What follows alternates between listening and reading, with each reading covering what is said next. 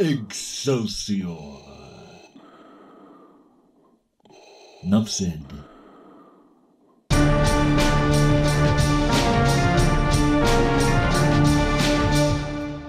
Spider-Man, directed by Sam Raimi, who is best known for the Evil Dead series, and produced by Laura Ziskin of Columbia Pictures. In 2002, years before the Marvel Cinematic Universe was a thing, Spider-Man thrilled audiences worldwide with its sense of adventure, compelling characters, and groundbreaking visual effects.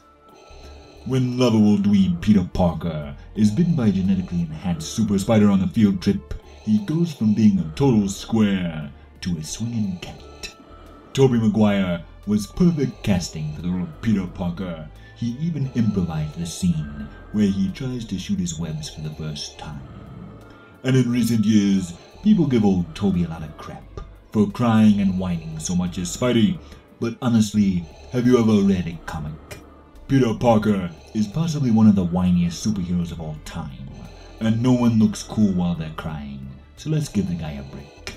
And unlike Andrew Garfield's moody, stammering hipster take on the character, or the MCU's terrible Spider-Man Homecoming, where MJ is obnoxious, Aunt May's defining character trait is how hot she is, and everyone's favorite wall crawler seems more like Iron Man Jr. than Spider-Man, Sam Raimi's vision for the character is pulled straight from the pages of Marvel Comics. Being a lifelong fan himself, with a collection of over 25,000 comic books, he never tried to put his spin on the character or deconstruct his mythos, like most modern filmmakers are so fond of doing, and it's one of the greatest strengths of the film. Back to the movie. After fighting off 35-year-old high school bully Flash Thompson, played by Joe Manganiello, good old Pete tries to use his newfound Spidey powers to earn enough dough to buy a car to impress the girl of his dreams, Mary Jane Watson, played by Kirsten Dunst. Peter enters a wrestling match where we meet Bonesaw McGraw, played to cheesy perfection by real-life wrestling legend Macho Man Randy Savage. Just one of the many cameos in this film, with Ash from Evil Dead Bruce Campbell as the ringside announcer, director Sam Raimi's brother showing up at the Daily Bugle, Stan Lee, of course, and even Xena herself, Lucy Lawless, makes a brief appearance as the girl mentioning how a guy with 8 hands sounds hot. When Petey gets cheated out of his prize money, he lets the thief go as an act of revenge on the fight promoter, only to find out later the thief was the very man who killed Uncle Ben, leading to the film's core lesson and the greatest and most memorable quote in comic book history: "With great power comes great responsibility." Meanwhile, we meet the foe of the picture, Norman Osborn, and his supervillain alter ego, the Green Goblin, played with maniacal and cartoonish enthusiasm by actor Willem Dafoe. Now, admittedly, he's a total ham and cheese sandwich, but if you thought he was over the top, think about this for a second. The studio wanted Nicolas Cage for the role, so while at times he may come off like a Power Ranger villain, it could have been worse. It could have been a lot worse. And unlike most MCU villains, at least you remember him when the film is over. So it's fortunate the studio showed some Spidey sense and gave him the part.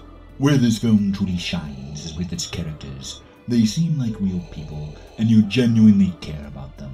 The humor in the film also feels natural, rather than the annoying, quippy joke-a-minute vibe you get from the MCU films. Uncle Ben and Aunt May are played to perfection by Cliff Robertson and Rosemary Harris, and it is truly tragic when Uncle Ben dies. J.K. Simmons was also inspired casting as the blustering J. Jonah Jameson.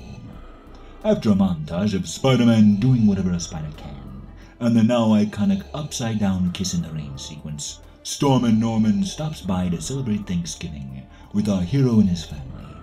Fun fact, the turkey they used for this scene had been sitting out for days under the studio lights during the shooting process and had spoiled, giving off a terrible stench.